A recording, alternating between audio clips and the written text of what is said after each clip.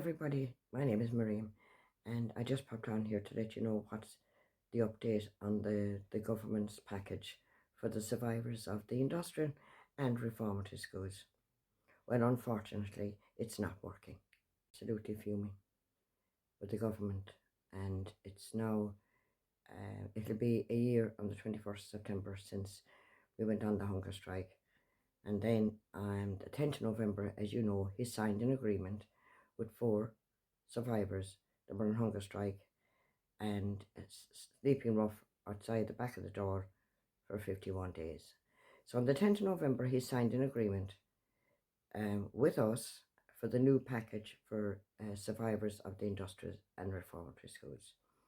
Well, now, on the 25th of February, he brought us up to the door and he made a state apology for the cruelty that happened to all children in industrial schools, and he's come up with this fantastic new package and he apologised for the criminal records.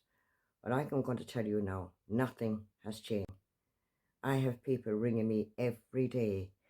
They've been turned away from some chemists, not mine, and the prescription, they don't accept it.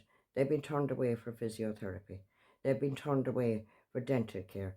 They've been turned away for optical care. I was in Waterford last week talking to survivors. Not one of them knew about the package.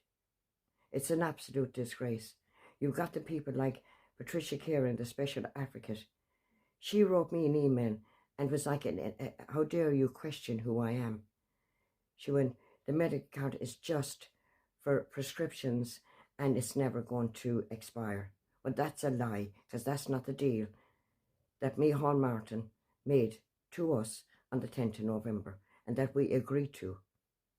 The deal was, under the medical card, you get your free prescription, free doctor. They won't charge you to take your blood. I know, but people are still being charged. They're walking into chemists and they're getting embarrassed. You can't do that to survivors. You cannot. That was not part of the deal.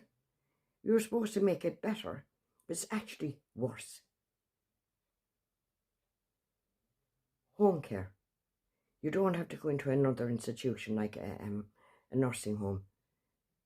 The deal was they'll bring somebody in, but that's another lie. Home help.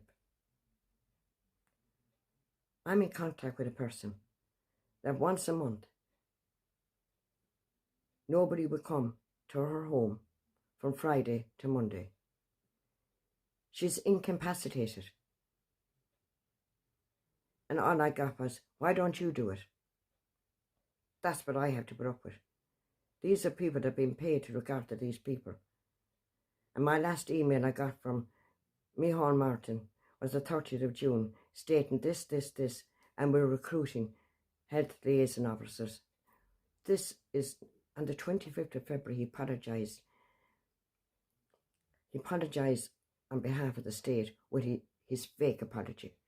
Because if he really, really, truly felt for survivors and the suffering they did as children, he would make sure that this package was in place. I can swear to you, I do not lie. I'm only getting this feedback from all survivors. I have a person that told me straight to my face they want to end it all. An 80-something-year-old person. It makes me physically sick. Imagine hearing that and the suffering that they have been through.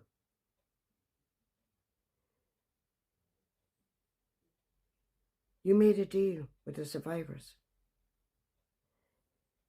The dentist, you have to pay up first. So that's the whole idea.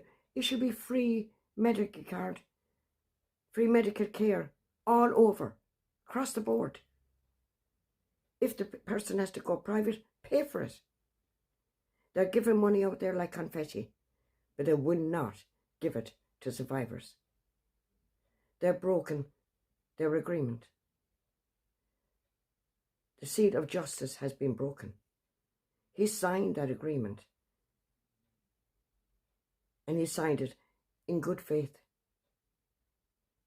I don't think so. Dental care is so important to people.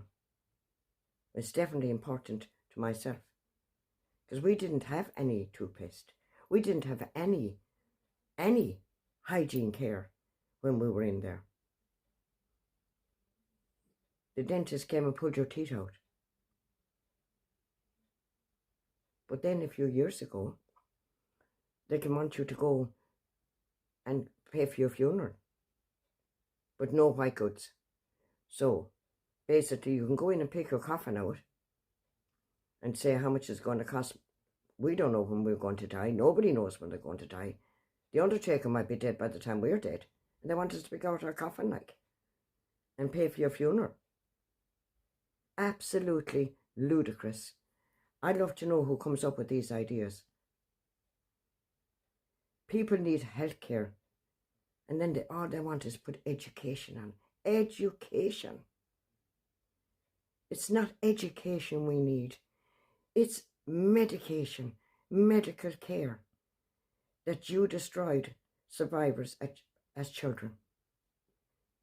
You have to pay up front for everything, and then they give you back the money, which is a lie. We know that doesn't work. Survivors don't have money. Loads of them are living alone. They don't even know what's going on. And then they're up there and they're saying this and this.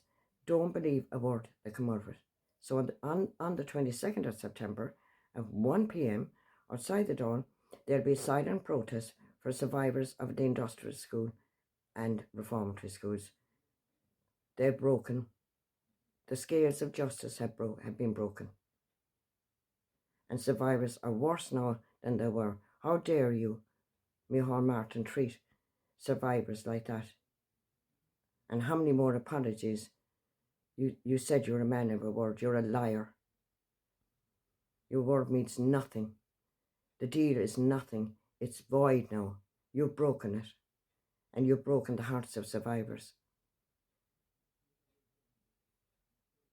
So please, please, contact your TDs. Because it has to stop. It has to stop. They have to be made account for what they're doing to survivors. And I'm not lying. The lies are coming from the government. So thank you for listening to me. And if you could share it to your TDs, all your TDs, and don't forget to stand with us. Survivors, family, anyone. And the reason it's 1 p.m. is because it's enough time for people to travel, and it's only going to be for a couple of hours, but we'll make our voices heard, because they're not definitely going to silence us anymore. So thank you for listening to me, and I will speak to you all soon, and I'll keep you up to date. Thank you.